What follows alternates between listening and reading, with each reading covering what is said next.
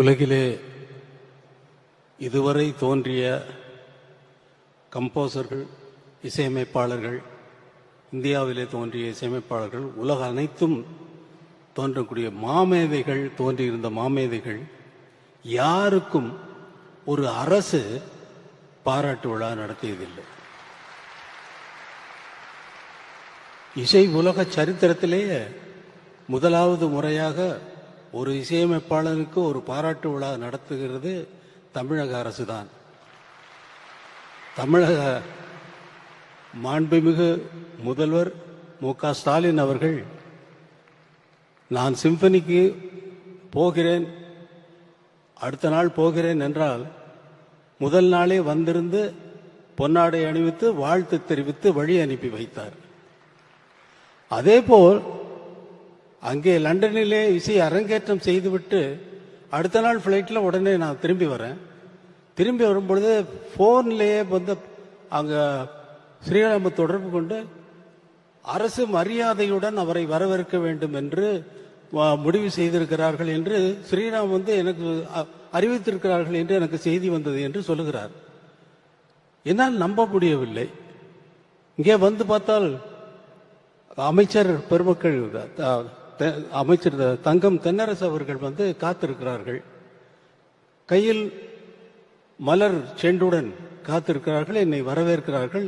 அரசு மரியாதையுடன் உங்களை வரவேற்க வேண்டும் என்று முதல்வர் ஆணையிட்டிருக்கிறார் என்று சொல்லி, என்னால் என்னவென்று சொல்லுவது, வழி அனுப்பி வைத்துவிட்டு வரவேற்கவும் செய்து இன்று பாராட்டு விழாவும் நடத்துகிறார்கள். என்னால் நம்பவே முடியும். என்னால் என்ன நம்பல. நான் எனக்கு இது இந்த மேடையில் நான் நிற்கிறேன்னா, நான் பேசுறேன்னா அப்படிங்கிறத இது தெரியல. என்மேல் அவ்வளவு அன்பு வைப்பதற்கு என்ன காரணம்? இந்த இசைதானா? என்மேல் அவ்வளவு அன்பு, அப்பா வைத்த அன்பு, இசைஞானி என்பதே எனக்கு பேராகிவிட்டது. அவர் வெறுமனே வந்து காரைக்குடியில் நடந்த பாராட்டு விழாவில் எனக்கு அங்க ஒரு பாராட்டு விழா நடந்தது. கலைஞர், முத்தமிழ் அறிஞர் கலைஞர் அவர்கள் பேச தலைமை ஏற்று நடத்துகிறார் அந்த கூட்டத்தை. அதில் வந்தவர், நான் அறிந்த அளவில் மேடையில் அவர் சொன்ன வார்த்தையை நான் சொல்கிறேன். நான் வரும் வழியில் அவர் எழுதிய புத்தகத்தை படித்தேன். அவர் எழுதிய 2 நூல்களை வெட்ட வழியில் கொட்டி கிடக்குது, சங்கீத கனவுகள் என்ற 2 புத்தகத்தையும் காரிலே வரும்பொழுதே படித்து விட்டு வந்து, நான் அவரை அறிந்த வரையில் அவர் எழுதிய புத்தகத்தையும் படித்து கொண்டு வந்தேன். அவருக்கு இந்த மேடையிலே ஒரு பட்டத்தை வழங்க இருக்கிறேன், இசை ஞானி என்ற பட்டத்தை வழங்குகிறேன் என்று சொன்னார். அவர் பாராட்டு விழா, அதே பாராட்டு விழா கலைஞருடைய தவ புதல்வர் மு.க. ஸ்டாலின் அவர்கள் நடத்துகிறார்கள், எனக்கு நடத்துகிறார்கள். அது அரசு சார்பில் எந்த இசைக்கலைஞனுக்கும் பாராட்டு விழா நடந்ததில்லை. இது ஒரு சரித்திரத்தில், இசை உலக சரித்திரத்தில் இது ஒரு பெரிய விஷயமாக நான் கருதுகிறேன். என்னால் இன்னும் நம்ப முடியவில்லை. என்ன பேசுவது என்பதும் மறந்து போய்விட்டது. நீங்கள் கேட்டீர்கள், சிம்பனி இசையை கேட்டீர்கள். உங்களுக்கெல்லாம் உங்கள் மனதிலே என்ன தோன்றி இருக்குமோ என்பதை என்னால் கற்பனை செய்து பார்க்க முடிகிறது. இந்த மாதிரி ஒரு இசையை, அவ்வளவு வாத்தியங்களும் வாசிக்கக்கூடிய இசை என்னுடைய கற்பனையிலேயே தோன்றி, அந்த கற்பனையை எழுத்து மூலமாக எழுதி அத்தனை பேரும் ஒரே நேரத்தில் வாசித்துக் கொண்டிருக்கிறார்கள். ஒவ்வொருவருக்கும் எழுதிய நோட்ஸ் தான் அவர்கள் வாசித்தார்களே தவிர வேற ஒன்றும் இல்லை. நான் எனது எண்ணத்திலே தோன்றிய கற்பனை வரி வடிவமாக எழுதி, அந்த 87 பேருக்கும் எழுதி, தனித்தனியாக எழுதி மொத்தமாக வாசித்த இசைதான் அந்த சிம்பனி. இந்த சிம்பனி எழுதுவதற்கு நான் இசையிலே என்னுடைய வாழ்க்கையை முழுவதும் சென்றது. என்னுடைய குழந்தைகளுக்காக நான் நேரம் செலவழிக்கவில்லை.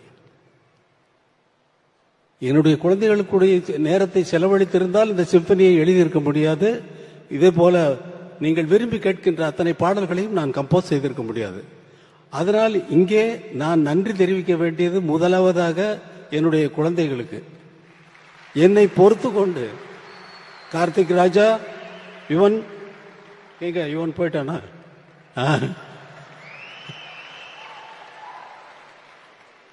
உங்கள் இருவருக்கும் நீங்க உங்களோட செலவழிக்க வேண்டிய நேரம் தான் அங்க வந்து சிம்பனியா இசையா வெளியில வந்திருக்கு.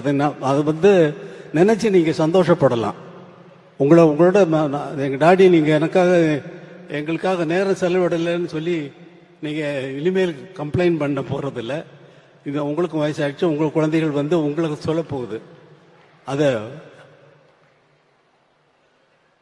இந்த இசை எழுதும் பொழுது எனக்கு இருந்த அதாவது கட்டுப்பாடுகள், எனக்கு எந்த இக்கட்டான நிலைமைகள் என்னென்ன என்றால், நான் ஒரு கிராமத்திலிருந்து வந்தவன், கிராமிய இசை சாயல் வரக்கூடாது. அதற்கப்புறம் திரைப்பட இசையில் எவ்வளவோ அமைத்திருக்கிறேன், அந்த சாயல் வரக்கூடாது. திரைப்படங்களில் வருகின்ற பேக்ரவுண்ட் மியூசிக்கினுடைய சாயலும் வரக்கூடாது. நான் ஒரு தமிழ்நாட்டை சேர்ந்தவன் என்ற அந்த அடையாளமும் வரக்கூடாது. நான் ஒரு இந்தியன் என்ற சாயலும் வரக்கூடாது. உலகத்தில் அத்தனை கம்போசர்களும் செய்த இசையை கேட்டிருந்தேன் அல்லவா, அதனுடைய தாக்கமும் வரக்கூடாது. அவர்களைப் போல் நான் எழுதிவிட்டேன் என்று யாரும் சொல்லக்கூடாது. இவ்வளவு கட்டுப்பாடுகள் இருந்ததை மீறி 35 நாட்களில் இந்த சிம்பனியை, நீங்கள் கேட்ட அந்த சிம்பனி உங்கள் மனதில் என்னென்ன உணர்வுகளை ஏற்படுத்தியது என்பது உங்களுக்கு நன்றாக தெரியும். எத்தனை பேர் அழுதிருப்பீர்கள் என்பது நன்றாக தெரியும். எனது சகோதரர் கமலஹாசன் அவர்கள் சொன்னார், கர்ச்சீஃப் கொண்டு வந்தான் என்று சொன்னார். அந்த கர்ச்சீஃப்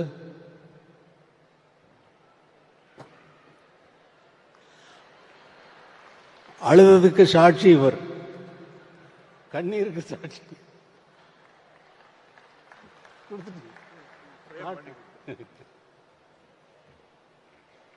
இது மாதிரி ஒரு விழா என் மனதில், அதாவது ஊன்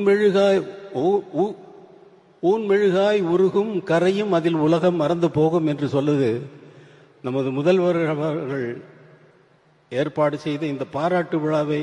என்னுடைய போஸ்டர் எல்லாம் பார்க்குறப்ப எனக்கு மனசெல்லாம் ஒரே நிகழ்ச்சி. இந்த பாராட்டு விழாவுக்கும் நான் சம்மதிக்கிறவன் அல்ல.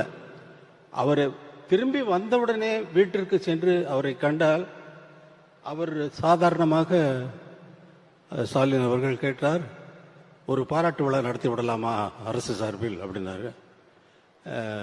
நீங்கள் நடத்துறதா இருந்தால் அதே சிம்பனி ஆர்கெஸ்ட்ரா இங்கே நம்ம மக்களுக்கு அதை காட்டுனா நல்லா இருக்கும் அப்படின்னு. அப்படியே பண்ணிடலாம். ரொம்ப சர்வசாதாரணமாக சொல்லிட்டாரு.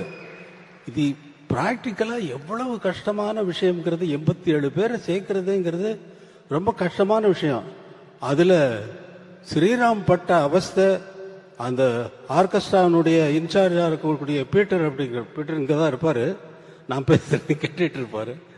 அவரை போட்டு படுத்தின பாட்டில் அவர் அதுவும் அரசு சார்பில் அவர்கள் சண்முகம் அவர்கள், மற்ற அமைச்சர் பெருமக்கள் அனைவருமே அவங்களோட தொடர்பு கொண்டு அவங்களை எதுக்குமே இந்த ஒரு இது அவங்க போட்ட கண்டிஷன்ஸ் எல்லாம் இவங்க அது பண்ணு இது பண்ணு சொல்லி லாஸ்ட் மினிட் வரைக்கும் டார்ச்சர். அவங்க இங்க இறங்கினது பெரிய சாதனை செய்த ஸ்ரீராம் அவர்களுக்கு நான் நன்றி சொல்றேன். ஸ்ரீராம் ப்ளீஸ் எந்திரிக்க. அவரால் தான் இதை சாதிக்க முடிந்தது. அதோடு இது எப்படி எனக்கு வார்த்தையே வரல, உங்களை நினைச்சு ஊன் மெழுகாய் உருகும் கரையும் அதில் உலகம் மறந்து போகும் என்கிறது, நீங்கள் எதற்காக எனக்கு இந்த பாராட்டு விழாவை நடத்தினீர்கள் என்பது எனக்கு பிடிபடவே மாட்டேங்கிறது. எதற்காக என்பதில் சொல்லிவிட்டீர்கள், நீங்கள் சொல்லிவிட்டீர்கள், சாதாரணமாக சொல்லிவிட்டீர்கள்.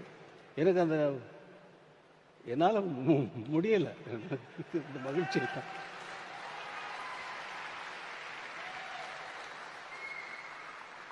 வேற ஏதாவது என்ன பேசணுங்கிறதே போயிடுச்சு பாருங்க. அவர் சூப்பர் ஸ்டார் பேசுறாரு.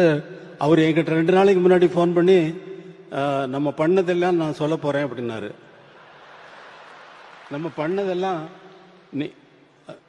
நீங்க எப்படி இங்கிருந்து மாறினீங்க, இந்த பெல் பாட்டம் போட்டுட்டு தொப்புளுக்கு மேல பெல்ட் போட்டு கட்டிட்டு நல்ல கிராப் போட்டுட்டு அதுல கையில பட்டையா ஒரு வாட்ச் போட்டுட்டு பண்ணிட்டு ஒரு சொல்லவா? சொல்லிடவா? மகேந்திரனும் நீங்களும் நானும் உட்காந்து குடிச்சோம்.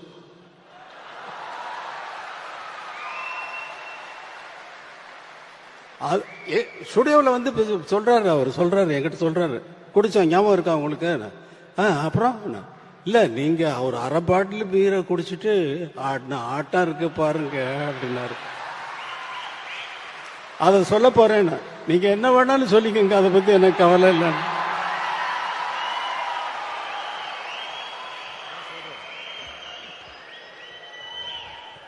நன்றி நன்றி நன்றி.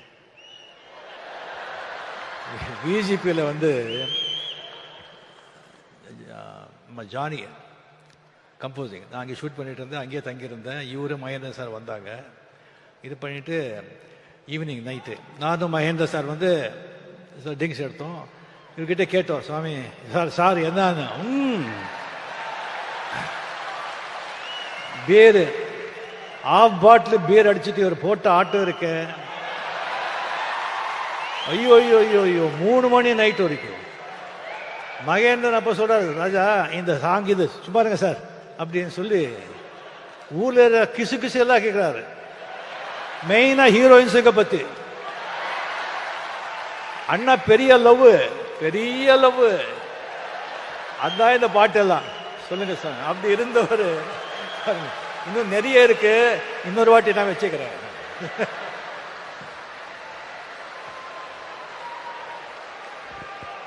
அது பாருங்க, சமய சந்தர்ப்பத்தில் இல்லாததெல்லாம் அடிச்சு விட்டு போறாரு. எப்படியோ உங்களுக்கு இந்த மேடையில் முதல்வர் அவர்கள் ஒரு அறிவிப்பை அறிவித்தார்.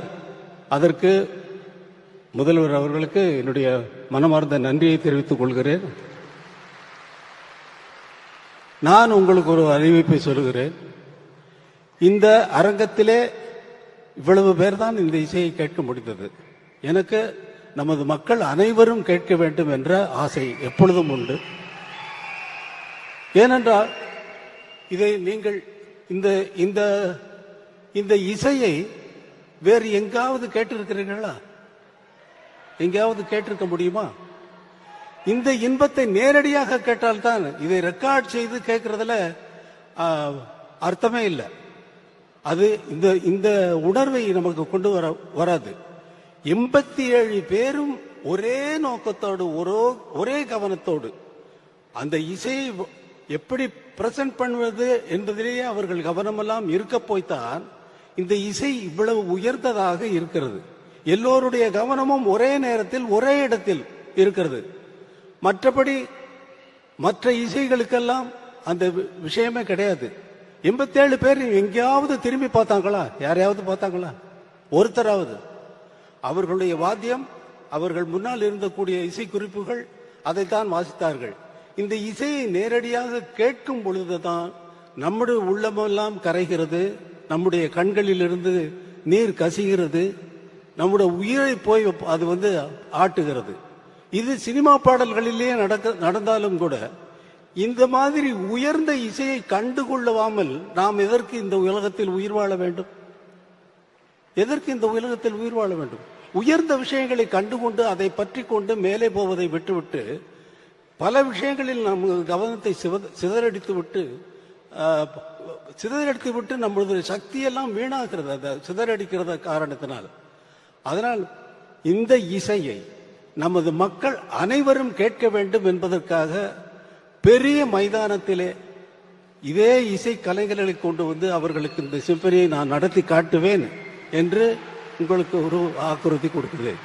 அதற்கு தமிழக முதல்வர் என்னென்ன உதவிகள் எனக்கு தேவையோ அதையெல்லாம் செய்து கொடுப்பார் என்ற நம்பிக்கையில் நான் சொல்லிவிட்டேன். அவரிடம் கேட்கவில்லை. கண்டிப்பாக என் மீது இருக்கும் அன்பிலே அவர் கண்டிப்பாக அதை செய்வார். அந்த நாள் விரைவில் வரும் என்று உங்களுக்கு அறிவித்துக் கொண்டு இந்த விழாவுக்கு இது நன்றி நன்றி நன்றி நன்றி நன்றி சொல்ல வார்த்தை இல்லையே.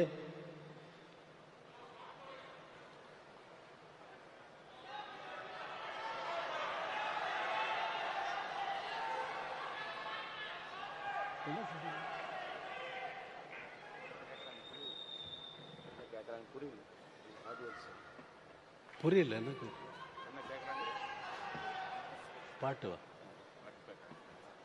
பாட்டா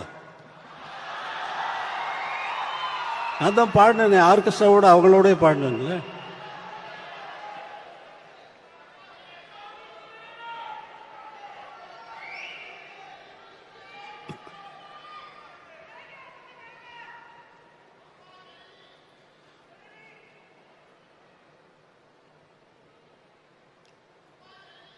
அம்மா ஜனனி.